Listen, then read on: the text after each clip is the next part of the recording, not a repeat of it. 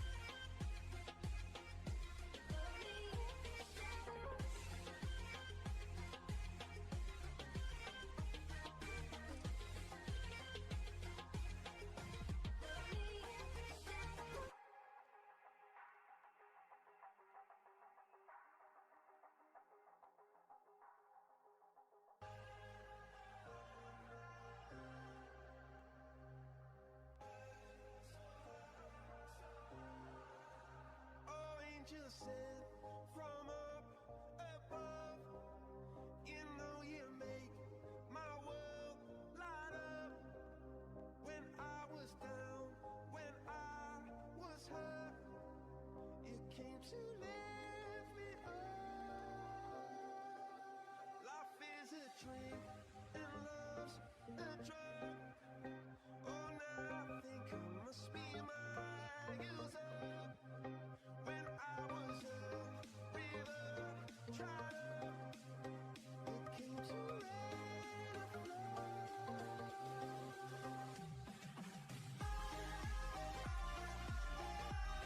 I'm feeling something high, so high, so high.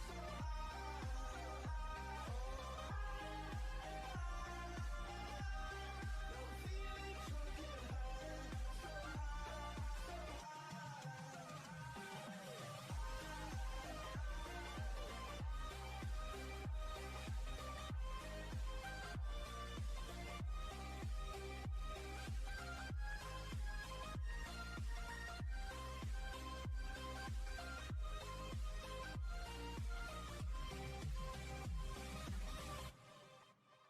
so angel sent from up above. I feel it coursing through my blood. Life is a drink, your love's about to make the stars come out. Drink from me, drink from me.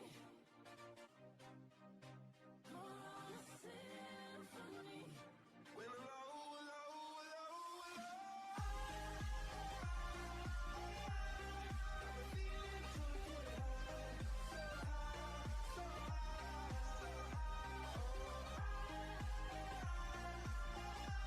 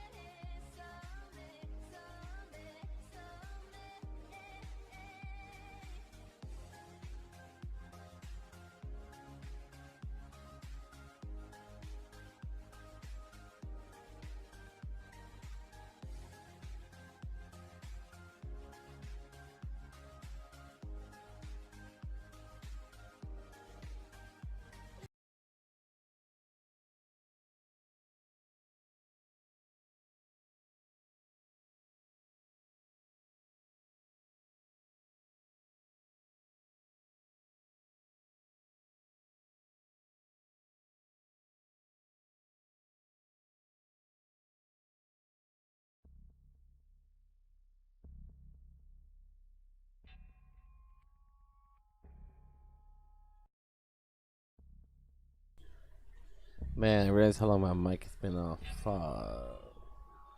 We're gonna do some scary stories.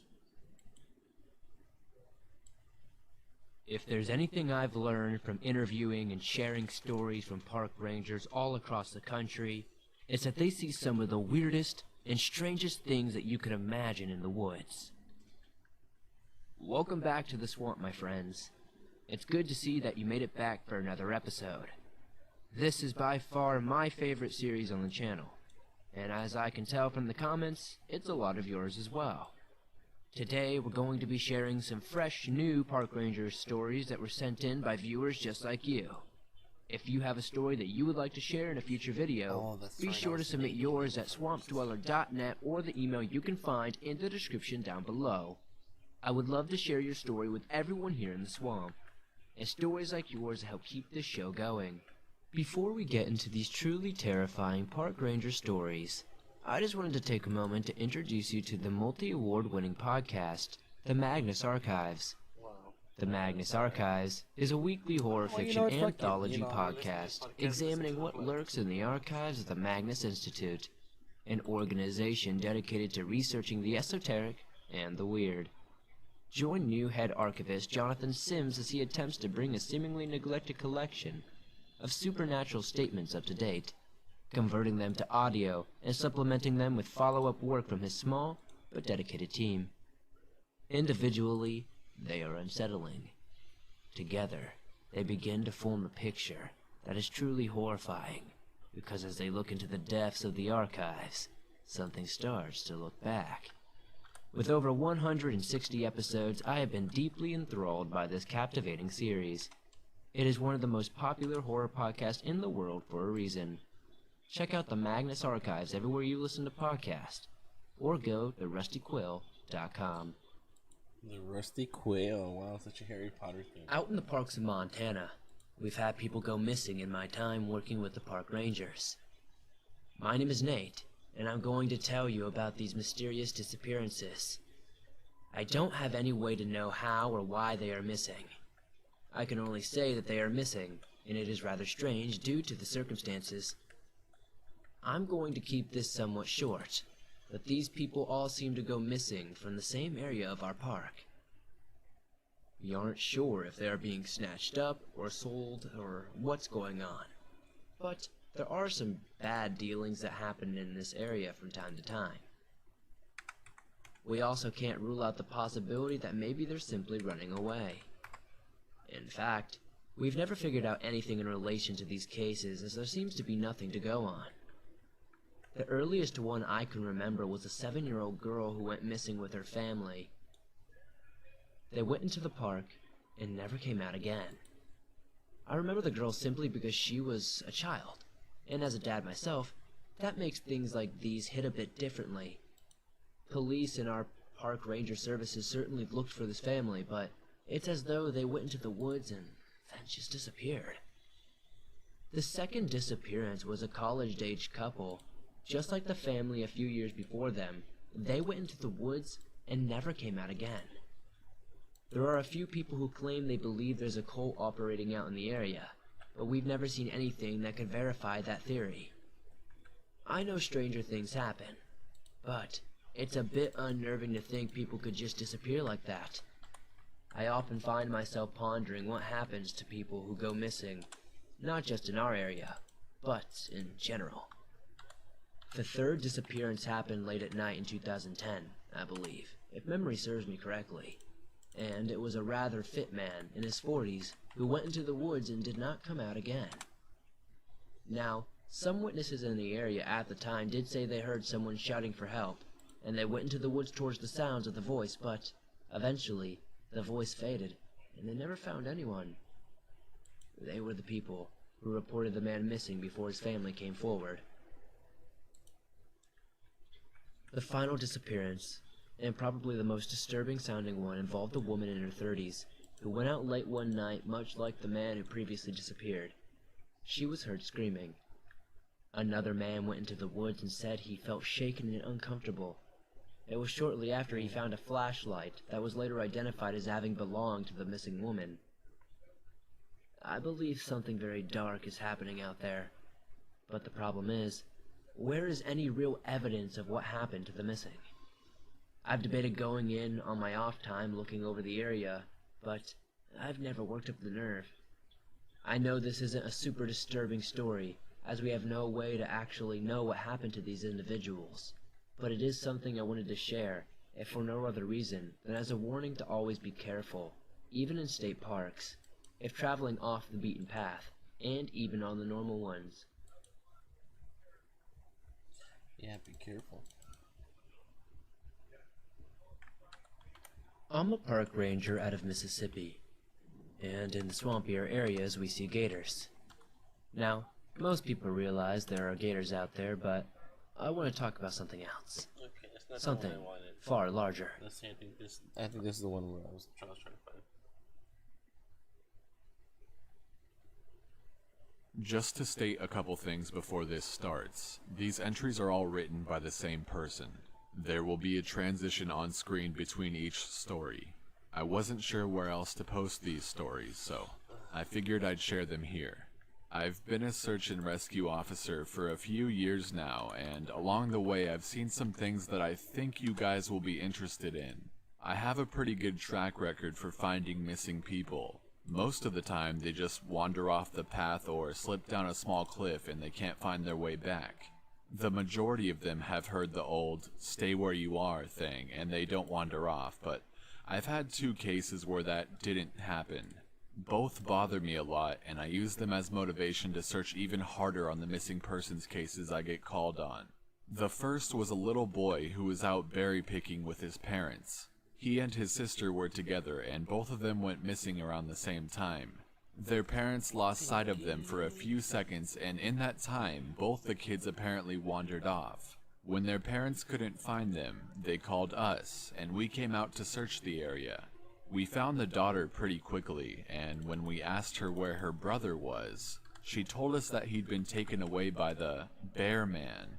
She said he gave her berries and told her to stay quiet, that he wanted to play with her brother for a while, and that's the last she saw of her brother. He was riding on the shoulders of the Bear Man and seemed calm. Of course, our first thought was abduction, but we never found a trace of another human being in the area. The little girl was also insistent that he wasn't a normal man, but that he was tall and covered in hair like a bear, and that he had a weird face. We searched the area for weeks. It was one of the longest calls I've ever been on, but we never found a single trace of that kid. The other was a young woman who was out hiking with her mom and grandpa. According to the mother, her daughter had climbed up a tree to get a better view of the forest, and she'd never come back down. They waited at the base of the tree for hours, calling her name, before they called for help. Again, we searched everywhere, and we never found a trace of her. I have no idea where she could have possibly gone, because neither her mother or grandpa saw her come down. Wow, that's crazy. I haven't heard that one. That was creepy. A few times, I've been out on my own searching with a canine, and they've tried to lead me straight up cliffs. Not hills, not even rock faces. Straight, sheer cliffs with no possible handholds. It's always baffling, and in those cases, we usually find the person on the other side of the cliff, or miles away from where the canine had led us. I'm sure there's an explanation, but it's sort of strange. One particularly sad case involved the recovery of a body. A 9-year-old girl fell down an embankment and got impaled on a dead tree at the base. It was a complete freak accident, but I'll never forget the sound her mother made when we told her what happened. She saw the body bag being loaded into an ambulance, and she let out the most haunting, heartbroken wail I've ever heard. It was like her whole life was crashing down around her, and a part of her had died with her daughter. I heard from another search and rescue officer that she killed herself a few weeks after it happened. She couldn't live with the loss of her daughter.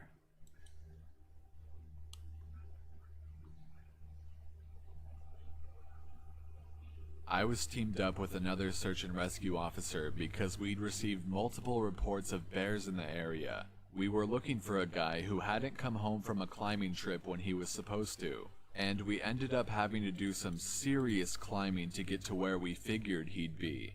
We found him trapped in a small crevice with a broken leg. It was not pleasant. He'd been there for almost 2 days, and his leg was very obviously infected.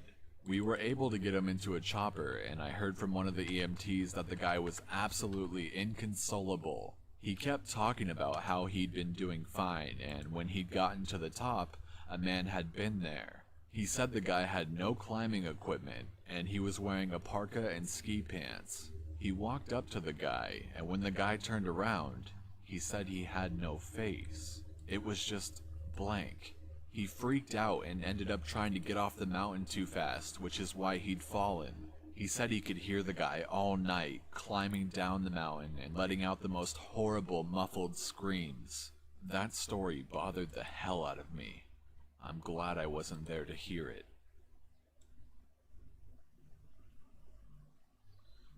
Man, that's creepy. One of the scariest things I've ever had happen to me involved the search for a young woman who'd gotten separated from her hiking group. We were out until late at night because the dogs had picked up her scent. When we found her, she was curled up under a large rotted log. She was missing her shoes and her backpack, and she was clearly in shock. She didn't have any injuries, and we were able to get her to walk with us back to the base. Along the way, she kept looking behind us and asking why that big man with black eyes was following us.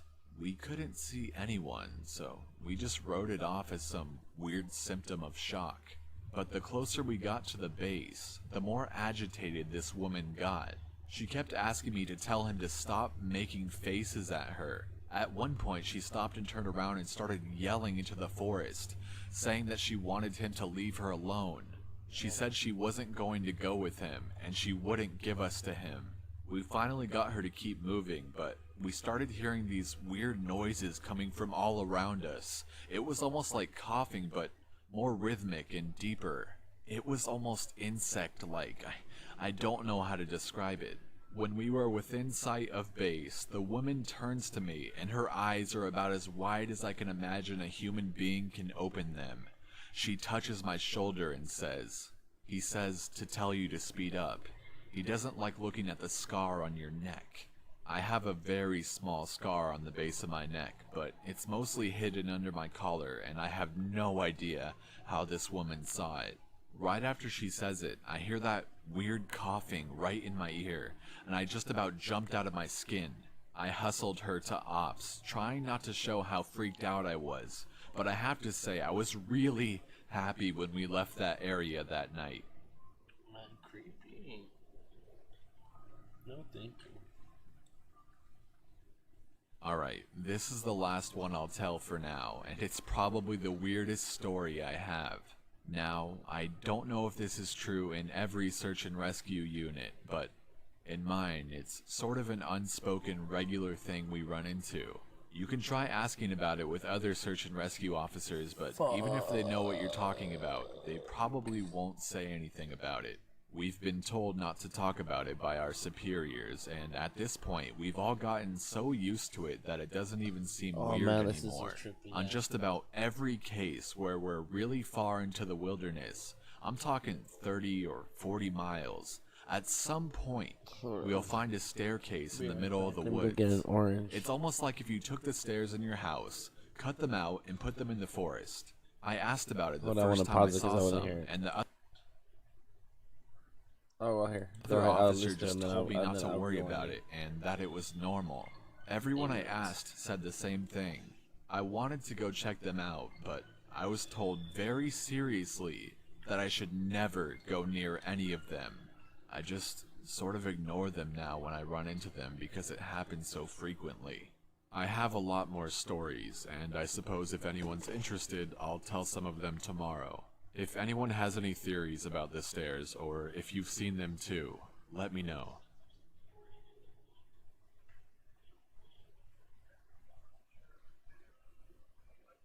So I logged back on tonight and was blown away by the staggering amount of interest this seems to have generated. First off, I'll address a few things that you guys have brought up.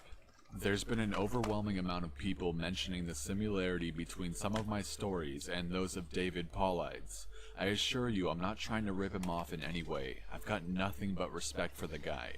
He's actually what inspired me to write this, because I can verify a lot of the things that he talks about. We do have a lot of these strange... At some point, we'll find a staircase in the middle of the woods. It's almost like if you took the stairs in your house, cut them out, and put them in the forest. I asked about it the first time I saw some, and the other officer just told me not to worry about it, and that it was normal. Everyone I asked said the same thing. I wanted to go check them out, but I was told very seriously that I should never go near any of them. I just sort of ignore them now when I run into them because it happens so frequently. I have a lot more stories, and I suppose if anyone's interested, I'll tell some of them tomorrow. If anyone has any theories about the stairs, or if you've seen them too, let me know.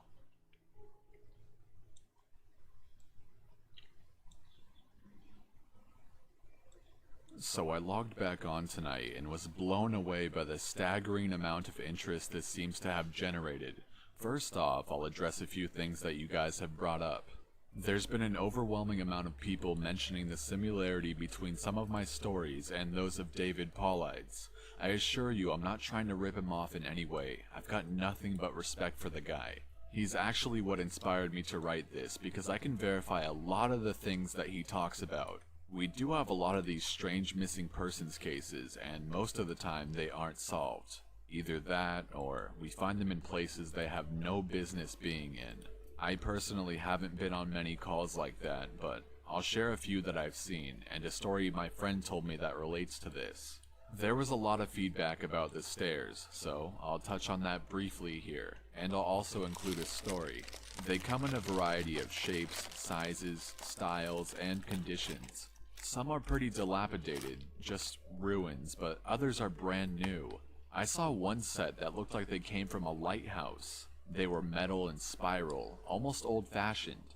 The stairs don't go up infinitely, or farther than I can see, but some sets are taller than others. Like I said before, just imagine the stairs in your house as if someone cut and pasted them in the middle of nowhere. I don't have any pictures personally. It's never really occurred to me to try again after the first time, and I don't really feel like risking my job over it, but I'll try again in the future. I can't really promise anything. A few people expressed confusion about the guy who ran into the man with no face. Just to clarify, when the climber ascended and reached the top of this peak, he saw another man in a parka and ski pants. This was the man with no face. Sorry about the confusing wording of that story. I'll try to avoid that in the future. Alright, now on to the news stories.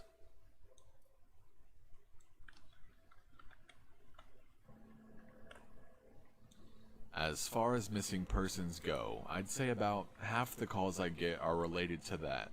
The others are rescue calls, people who fall down cliffs and hurt themselves, get injured by fire.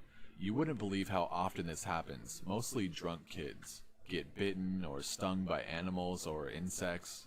We're a tight team, and we have veterans who are excellent at finding signs of lost people.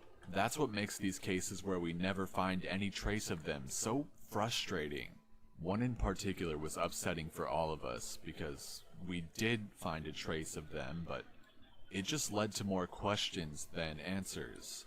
An older man had been hiking alone on a well-established trail, but his wife called to say that he hadn't come home when he should have. Apparently, he had a history of seizures, and she was worried that he hadn't taken his medication and had suffered one out on the trail. Before you ask, I have no idea why he thought it was okay to go out alone, or why she didn't go with him. I don't ask about that kind of thing because past a certain point, it really doesn't matter. Someone is missing, and it's my job to find them.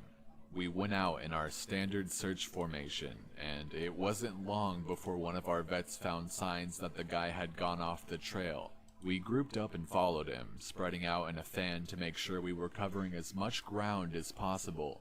Suddenly, a call comes over the radio telling us to all head back to the vet's location, and we have to come right away, because this usually means the missing person is injured and we need a full team to help get them to safety. We meet back up, and the vet is just standing at the base of the tree with his hands on the side of his head. I ask my buddy what's going on, and he points up into the branches of the tree.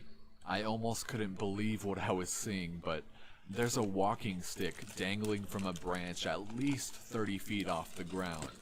The little strap thing on the handle has been looped around the branch, and it's just hanging there. There's no way the guy could have tossed it up that far, and we don't see any signs that he's still in the area. We call up into the tree, but it's obvious no one's in it. We're all just sort of left scratching our heads. We keep searching for the guy, but we never find him. We even bring our canines out, but they lose his scent long before the tree. Eventually, the search is called off because there are other calls we have to attend to, and past a certain point there's not much we can do. The guy's wife called us every day for months, asking if we'd found her husband, and it was heartbreaking to hear her get more and more hopeless each time. I'm not sure why this call in particular was so upsetting, but I think it was just the sheer improbability of it. That, and the questions that were raised. How the hell did this guy's cane end up there? Did someone kill him and toss that up there as some weird trophy? We did our best to find him, but it was almost like a taunt. We still talk about that one from time to time.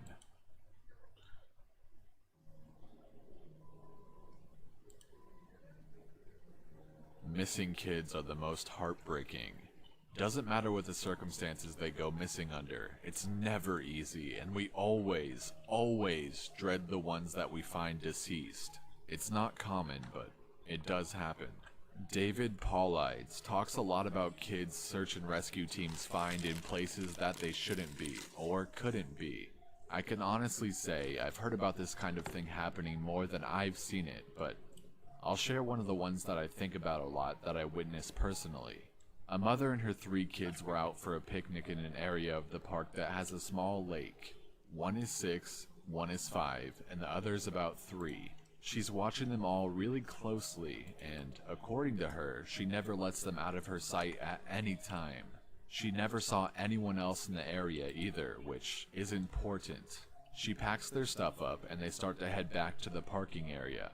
Now, this lake is only about 2 miles into the woods, and it's on a very clearly established trail. It's almost impossible to get lost from the parking area to it, unless you're deliberately going off the path like an imbecile. Her kids are walking in front of her when she hears what sounds like someone coming up the path behind her. She turns around, and in the 4 or so seconds she's not looking, her 5-year-old son vanishes. She figures he's stepped off the trail to go pee or something, and she asks her 2 other kids where he went.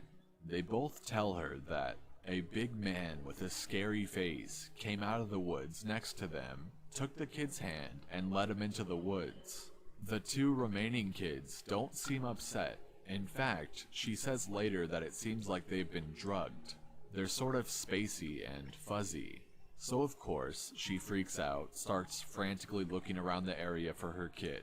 She's screaming his name, and she says at one point she thinks she heard him answer her. Now, obviously she can't go blindly running into the woods. She's got the other 2 kids, so she calls the police and sends us out immediately. We respond and we start the search for him. Over the course of this search, which spans miles, we never find a single trace of the kid. The canines can't pick up any scent. We don't find any clothing or broken bushes or literally anything that would signify a child being out there. Of course, there's suspicion about the mother for a while, but it's pretty clear that she's completely destroyed by the whole thing. We look for this kid for weeks with a lot of volunteer help, but eventually the search peters out and we had to move on. The volunteers keep searching though, and one day we get a call on the radio letting us know that a body has been found and needs to be recovered. They tell us the location, and none of us can believe it. We figure it has to be a different kid, but we go out there, about 15 miles from the site where he vanished, and sure enough, we find the body of the kid we've been looking for. I have been trying to figure out how this kid got where he did ever since we found him, and I've never come up with an answer. A volunteer just happened to be in the area because He figured he might as well look in places no one else would think to on the off chance the body had been dumped. He comes to the base of a tall, rocky slope, and halfway up, he sees something.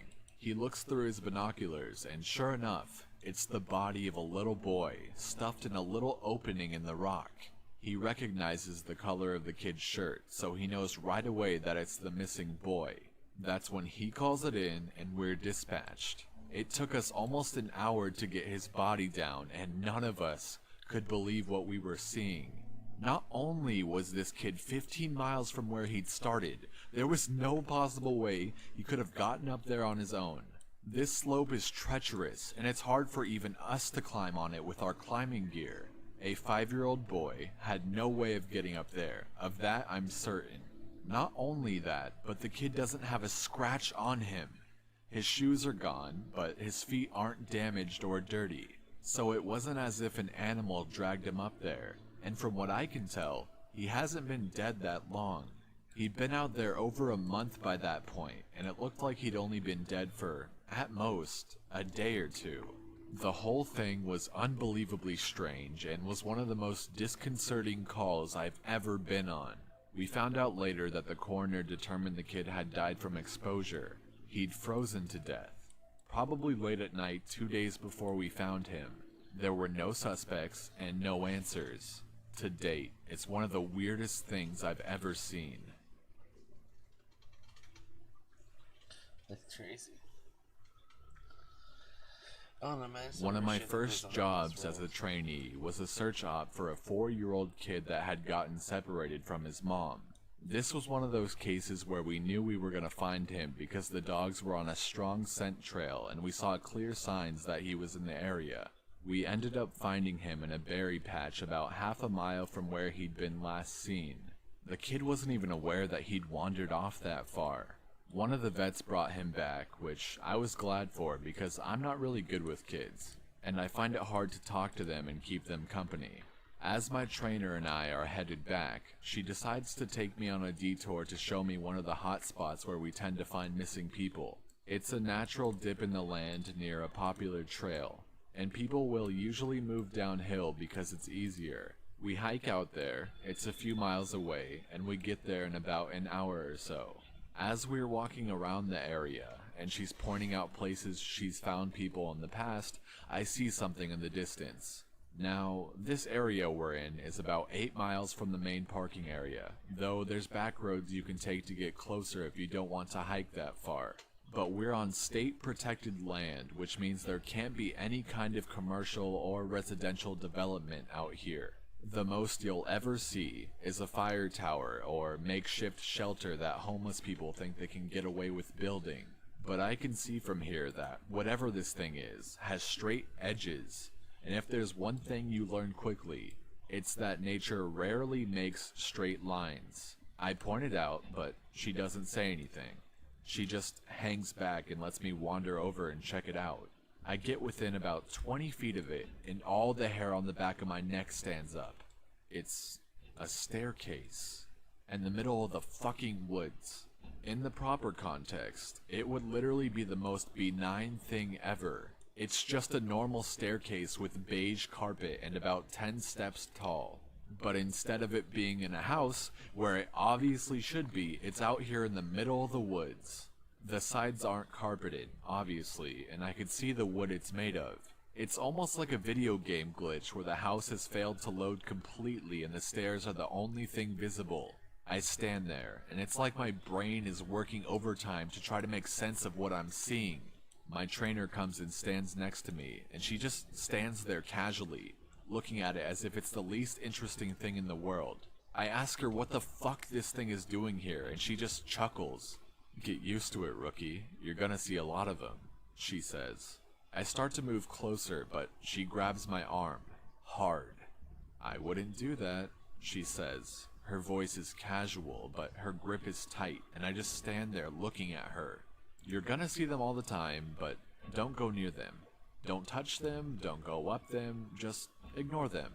I start to ask her about it, but something in the way she's looking at me tells me that it's best if I don't. We end up moving on, and the subject doesn't come up again for the rest of my training. She was right though. I'd say about every 5th call I go on, I end up running across a set of stairs. Sometimes they're relatively close to the path, maybe within 2 or 3 miles. Sometimes they're 20, 30 miles out, literally in the middle of nowhere, and I only find them during the broadest searches or training weekends. They're usually in good condition, but sometimes it looks like they've been out there forever. All different kinds, all different sizes. The biggest I ever saw looked like they came out of a turn-of-the-century mansion and were at least 10 feet wide, with steps leading up at least 15 or 20 feet. I've tried talking about it with people, but they just give me the same response my trainer did. It's normal. Don't worry about it. They're not a big deal, but don't go close to them or up them. When trainees ask me about it now, I give them the same response. I don't really know what else to tell them. I'm really hoping someday I get a better answer, but it hasn't happened yet. Spooky. This is another one that was less spooky and more sad. A young man went missing late in winter when, realistically, no one should be going that far out onto the trails. We close a lot of them, but some remain open year-round unless there's a shitload of snow. We didn't opt for him, but we had about 6 feet of snow on the ground. It was an unusually heavy snow year, and we knew it wasn't likely that we'd find him until spring when the thaw came. Sure enough, when the first big thaw came, a hiker reported a body a little ways off the main trail. We found him at the base of a tree in a pile of melted snow. I knew right away what had happened, and it scared the living shit out of me. Most of you who ski or snowboard, or spend any amount of time on a mountain, will probably have guessed too. When snow falls, it doesn't collect as thick in the areas beneath the branches. It happens most with fir trees because they have a sort of closed umbrella shape. So what you end up with is a space around the base of a tree that's filled with a mixture of loose, powdery snow, air, and branches. They're called tree wells, and they're not immediately obvious if you don't know what you're looking for. We put up signs in the Welcome Center, big ones, letting people know how dangerous they are. But every year that we get an unusual amount of snow, at least one person doesn't read them, or doesn't take the warning seriously, and we find out about it in the spring. My best guess is that this young man was hiking and got tired, or maybe a cramp from walking in the deep snow. He went to go sit at the base of a tree, not knowing that there was a tree well, and fell in. He got stuck with his feet up, and the surrounding snow caved in around him. Unable to free himself, he suffocated. It's called snow immersion suffocation, and it doesn't usually happen except in really deep snow. But if you get stuck in a weird position, like this guy did, even 6 feet of snow can be lethal. What scared me the most was imagining how he must have struggled. Upside down, in the freezing cold, he didn't die quickly. The snow would have formed a dense, heavy pile on top of him, and it would have been literally impossible to get out. As it got harder to breathe, he would have known what was happening. I can't even imagine what he was thinking in his last moments.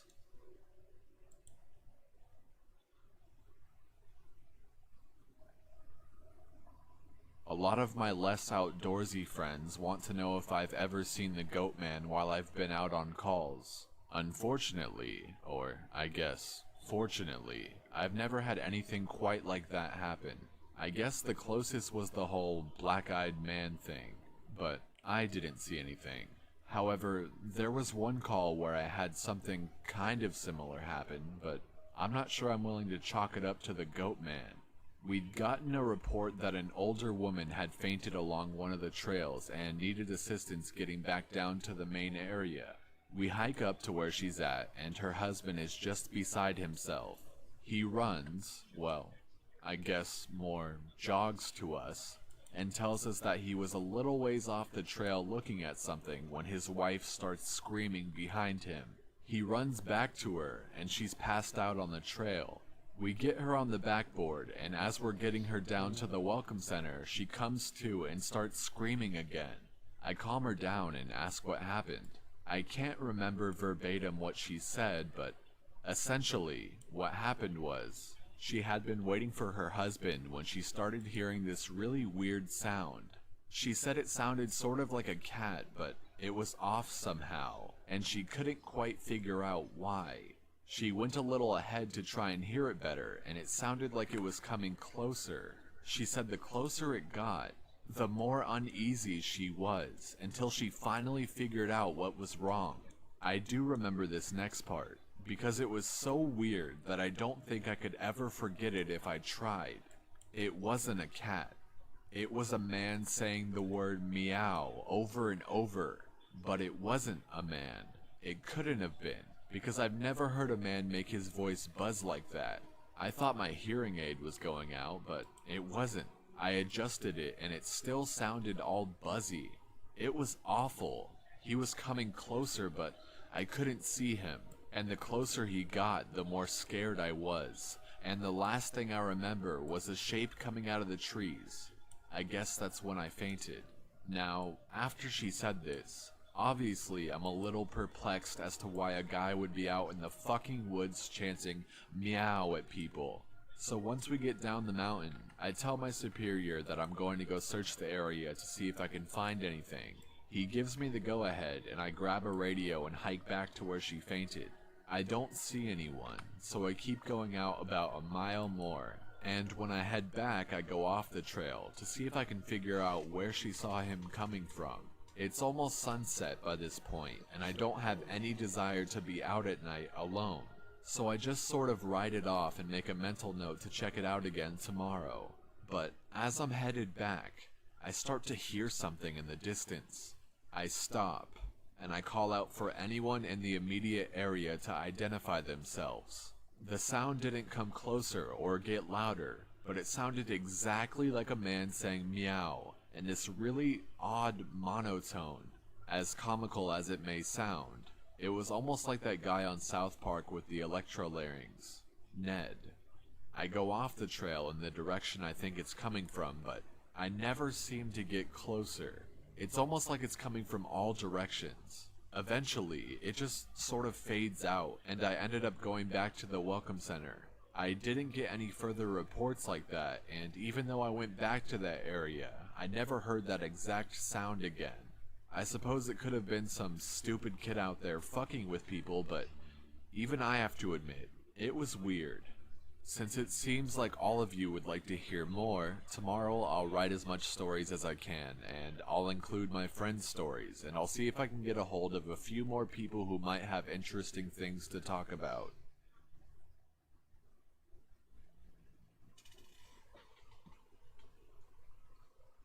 Well, once again... Alright, so we got that. It looks like we got the hang going. We got a few things set. We're good. But we're gonna call it for there today because I am kind of freaking tired. So thanks y'all for stopping by. I appreciate it. But for now, I'm gonna have to all leave you. You have a good night. Maybe I'll catch you tomorrow. We'll see. We'll see how the night goes. Later. Goodbye now. Goodbye.